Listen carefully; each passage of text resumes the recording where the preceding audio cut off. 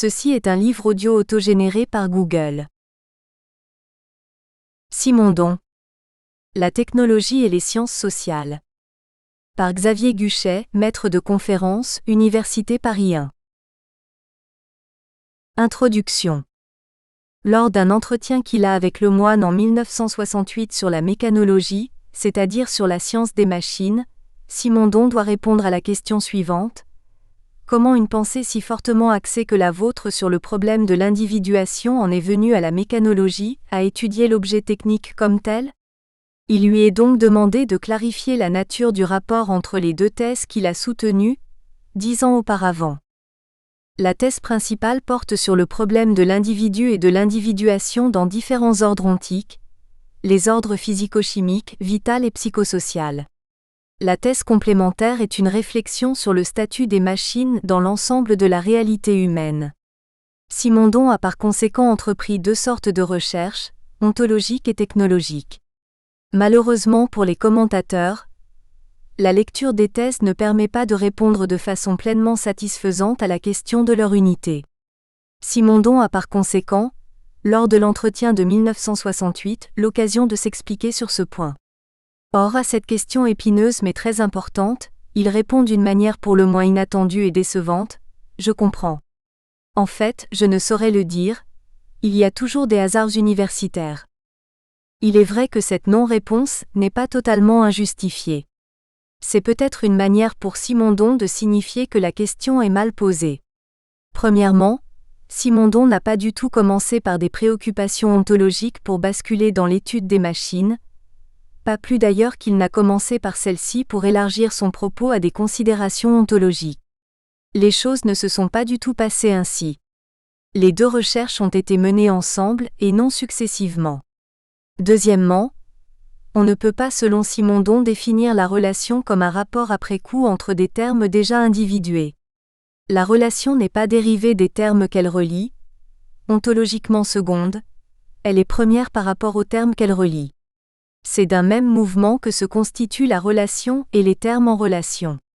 La relation a rang d'être, et n'est pas entre deux êtres individués déjà constitués. Elle est relation non pas entre individus mais de l'individu, relation constitutive de l'individu.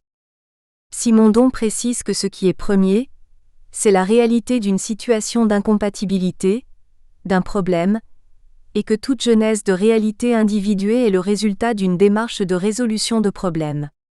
Par conséquent, plutôt que de partir des deux thèses pour demander après coup ce qui les unit, il est de meilleure méthode de partir de la situation d'incompatibilité initiale à laquelle Simondon s'est trouvé confronté et à partir de là, d'identifier la démarche de résolution de problème qui l'a conduit à individuer sa pensée sous la forme des deux thèses ontologiques et technologiques. Les deux thèses devront apparaître alors comme les deux aspects complémentaires, les deux phases, dit Simondon, d'un seul et même problème qui a été résolu au terme d'une démarche d'invention. Or, ce problème est très clairement formulé dans le texte d'une conférence que Simondon est invité à donner à la Société française de philosophie en février 1960, intitulée « Forme, information et potentiel ». Que nous dit-il en effet ?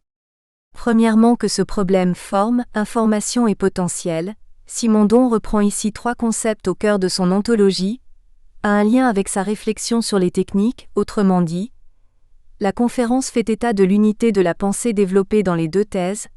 Deuxièmement que ce qui l'a déterminé à rechercher une corrélation entre forme, information et potentiel, c'est la volonté de trouver le point de départ d'une axiomatique des sciences humaines, dès lors que l'absence des apostrophes, une théorie générale des sciences humaines et de la psychologie, incite la pensée réflexive à chercher les conditions d'une axiomatisation possible. Nous voudrions montrer qu'une esquisse d'axiomatique des sciences humaines, ou tout au moins de la psychologie est possible si l'on essaye de tenir ensemble les trois notions de forme, information et potentiel, à condition d'ajouter pour les relier et les organiser intérieurement la définition d'un type particulier d'opération qui apparaît lorsqu'il y a forme, information et potentiel, l'opération transductive. Simondon est donc parti du constat que les sciences humaines ne sont pas unifiées. Tel est le problème liminaire qui va conditionner toute sa pensée. Cette situation de dispersion traduit une incompatibilité dans notre pensée de l'homme. Chaque science humaine, en particulier la psychologie et la sociologie dont Simondon va s'occuper, traitent d'un aspect seulement de la réalité humaine. Simondon a par conséquent pour ambition d'inventer une nouvelle systématique rendant compatibles les aspects jusqu'à présent incompatibles de la réalité humaine, et ainsi de jeter les bases de la science humaine. Ce projet peut, il est vrai, laisser perplexe. Que veut dire axiomatiser les sciences humaines? S'agit-il de les unifier sous un formalisme commun? Et si oui, quel pourrait être ce formalisme? En quoi est-ce le problème du philosophe? Les sciences humaines n'ont sans doute pas besoin du philosophe pour mettre un peu de réflexivité dans leurs concepts et dans leurs pratiques. Elles ne sont pas non plus en quête d'un fondement. Axiomatiser les sciences humaines ne signifie sans doute pas faire une épistémologie des sciences humaines, mais alors de quoi peut-il s'agir? Que signifie la science humaine? Alors même que dans la discussion qui suit sa conférence, Simondon précise qu'un savoir unifié de l'homme, c'est-à-dire une anthropologie, est à ses yeux impossible. Bref, quel est le sens de cette entreprise d'axiomatisation des sciences humaines qui n'est pas un programme d'épistémologie des sciences humaines, lesquelles n'en ont sans doute pas besoin, qui ne se formule pas non plus comme la recherche d'un savoir unifié de l'homme et pas davantage comme une élucidation du sol archéologique ayant rendu possible leur déploiement? Simondon et les sciences psychosociales de son temps. Un constat s'impose au premier abord, et il est surprenant. Simondon n'entre pas vraiment dans une discussion serrée, du moins pas de manière systématique et approfondie avec les sciences humaines et sociales de son temps. Comment peut-il formuler le programme d'une axiomatisation des sciences humaines sans détailler avec précision leurs soubassements conceptuels et méthodologiques, comme d'autres l'ont fait à la même époque? En outre, sans entrer dans les détails, remarquons premièrement que la psychologie et la sociologie en sont bel et bienvenues, et depuis longtemps déjà, à explorer leurs échanges possibles, chacune ayant renoncé à sa tentation hégémonique, respectivement le psychologisme et le sociologisme, dont Simondon se croit pourtant obligé de reprendre la critique alors que Merleau-Ponty par exemple, dont il fut tel élève, avait déjà fait cette critique dans ses cours à la Sorbonne de 1949 à 1952, dans des termes qu'il reprend pour l'essentiel. Deuxièmement qu'à l'époque, aux États-Unis en particulier, la psychosociologie échappe très largement à l'enfermement disciplinaire et a effectivement entrepris d'unifier les sciences humaines et sociales. Deux très bons connaisseurs des sciences sociales américaines de l'époque, M. Dufresne et R. Giraud, confirment tous les deux dans les années 50 que les sociologues, psychosociologues et anthropologues américains se sont proposés, comme dit Giraud, de fournir un terrain de rencontre où les différentes sciences sociales pourraient s'intégrer les unes aux autres en une grande science de l'homme, si bien que toutes les disciplines sont désormais, souligne Giraud, presque entièrement fondues en une vaste méthode étude scientifique des problèmes humains. Le jugement plutôt lapidaire que Simondon porte sur la psychosociologie qu'il appelle traditionnelle. En substance, il lui reproche de continuer à penser en régime dichotomique, à partir de l'opposition de l'individu et du groupe, ne semble pas faire justice à ces efforts bien réels d'unification dont l'époque est riche. Troisièmement, que bien des convergences de vues peuvent être trouvées entre Simondon et les psychosociologues américains.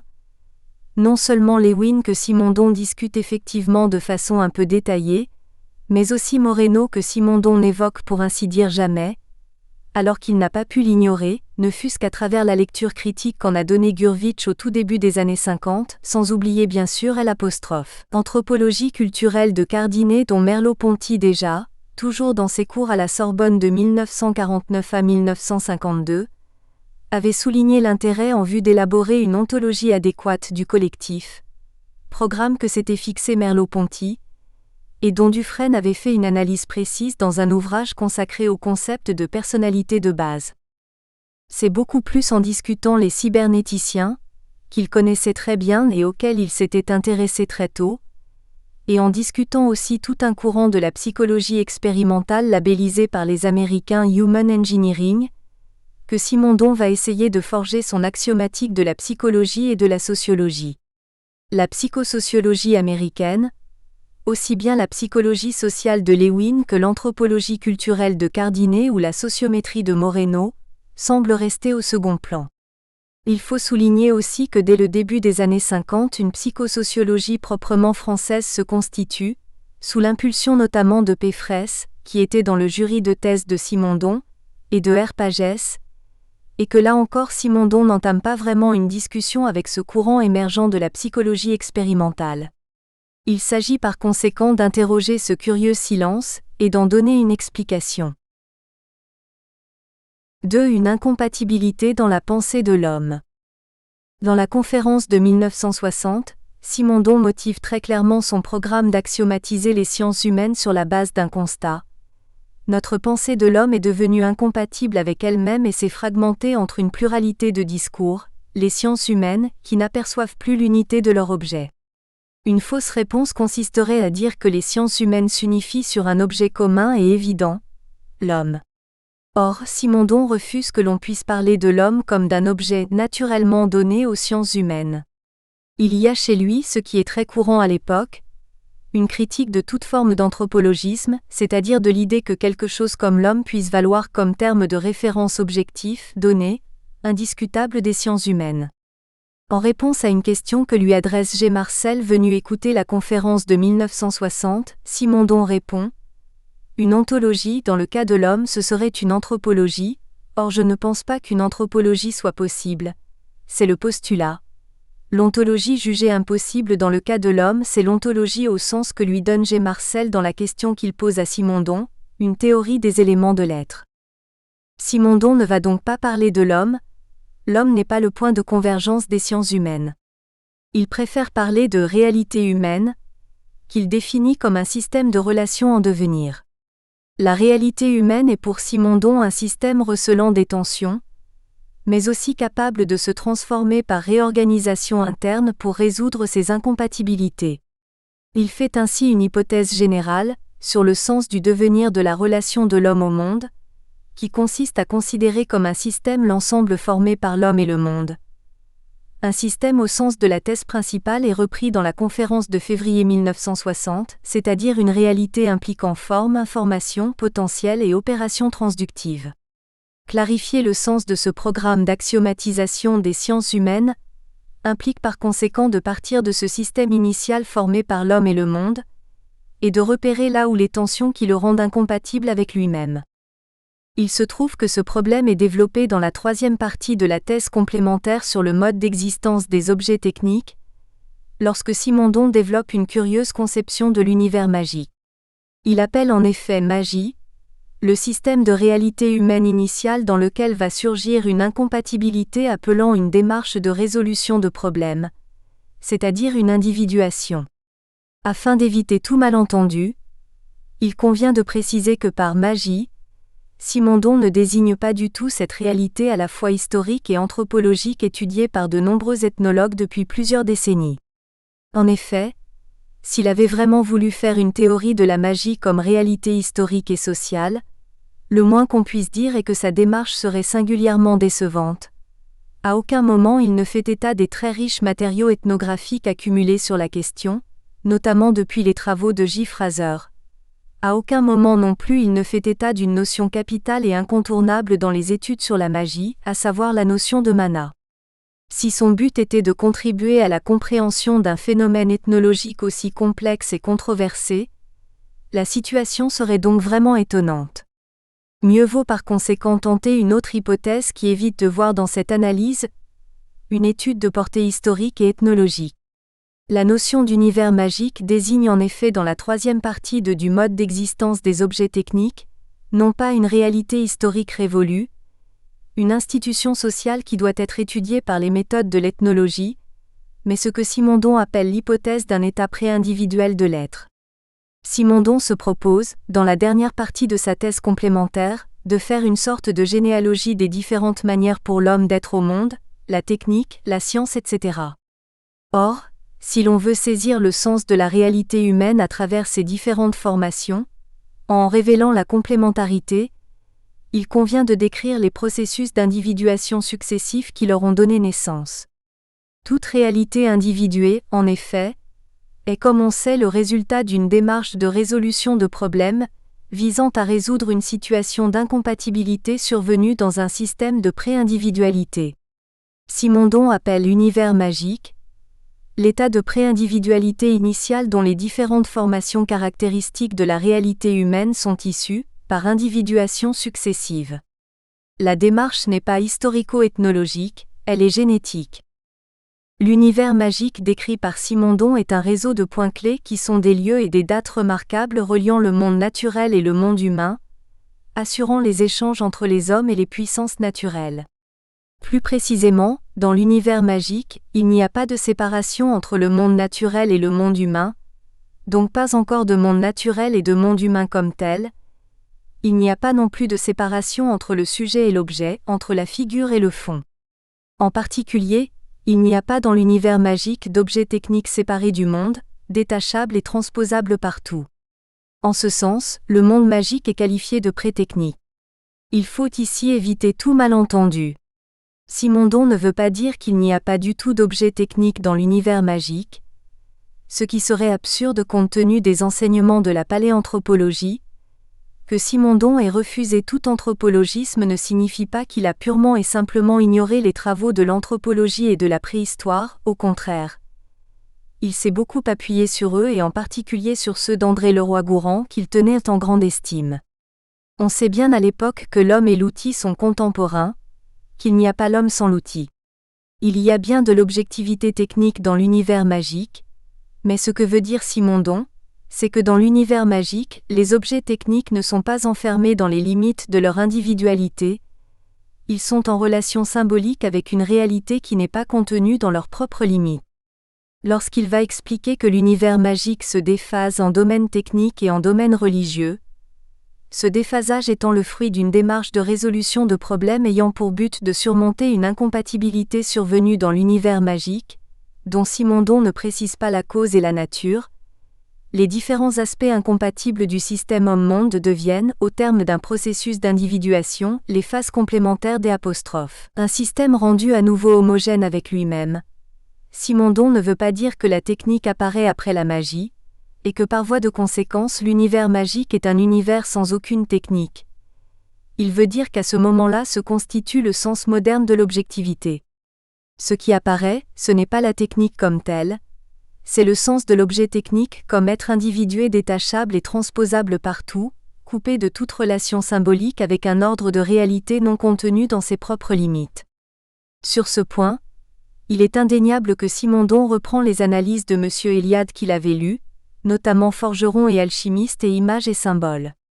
Dans Forgerons et alchimistes en particulier, Eliade montre en effet comment le concept moderne de l'objet se constitue par une sorte d'arrachement, l'objet se coupant de sa relation à une dimension de sacralité dont il était auparavant dans l'univers magique, indissociable. C'est de cela qu'il s'agit dans la troisième partie du mode d'existence des objets techniques. L'univers magique finit donc par devenir incompatible avec lui-même.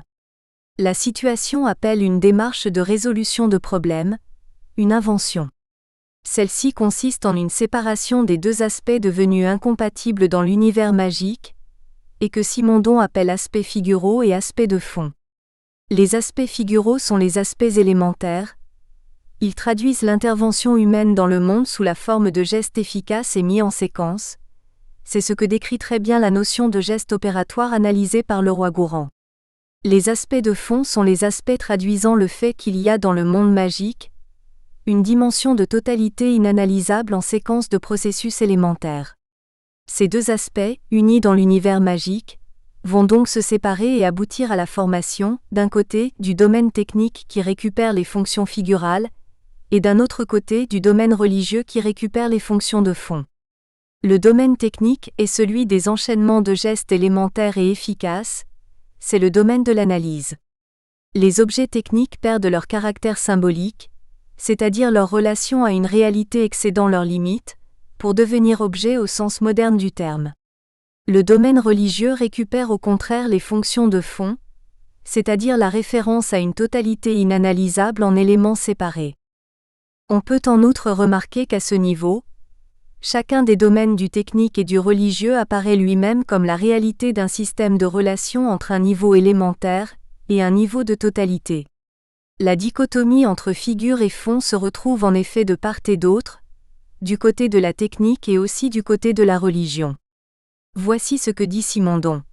Du côté des techniques, c'est-à-dire précise-t-il du côté de l'objectivité ou de la relation au monde extérieur, On se trouve confronté à la dualité des objets élémentaires, les objets techniques détachables et transposables, les outils proprement dits, et de cet objet total qu'est la nature extérieure, du côté religieux, c'est-à-dire du côté de la subjectivité ou de ce que Simondon appelle la relation à soi, puisque le déphasage de l'univers magique entre technique et religion est en même temps une genèse de la dualité du sujet et de l'objet. On se trouve confronté à la dualité des sujets individuels et élémentaires, les individus proprement dits, et de cette sorte de sujet total qui est d'abord Dieu puis la société. On se trouve ici par conséquent dans une situation bien connue. La science qui va s'occuper du sujet élémentaire, c'est la psychologie. La science qui va s'occuper de la société, c'est la sociologie. Simondon vient de faire ici la genèse de ce discours fragmenté sur l'homme qu'il entend défaire, en inventant une nouvelle axiomatique pour les sciences humaines. On devine que cette nouvelle unité ne pourra pas concerner l'aspect subjectif seulement, mais qu'elle devra retrouver quelque chose d'analogue à la réticulation de l'univers magique primitif, avant la scission du sujet et de l'objet, des fonctions figurales et des fonctions de fond. L'axiomatisation des sciences humaines devra ainsi, du moins on peut l'anticiper, intégrer une réflexion sur le mode d'unification spécifique survenant dans la relation au monde naturel, c'est-à-dire une réflexion sur la coordination établie, dans l'objet technique, entre les schèmes de l'action humaine et la nature extérieure. Une réflexion sur les machines donc, la machine étant précisément définie comme un mixte stable d'humain et de naturel. On peut aussi établir, de façon transversale en quelque sorte, des correspondances entre les aspects élémentaires de chacun des deux domaines du technique et du religieux, ainsi qu'entre leurs aspects de totalité. On voit apparaître en effet, en couplant la réalité élémentaire technique et la réalité élémentaire religieuse, l'idée que l'objet technique détachable et transposable partout se définit en rapport avec le fait qu'il est à la mesure de l'être individué, ce qui ne sera plus le cas des grands ensembles techniques. On voit aussi apparaître, de totalité à totalité, un fait très important souligné à maintes reprises par Simondon. L'unité de la société, ou de la communauté comme dit Simondon, est réalisée par L', activité de transformation exercée sur la nature extérieure.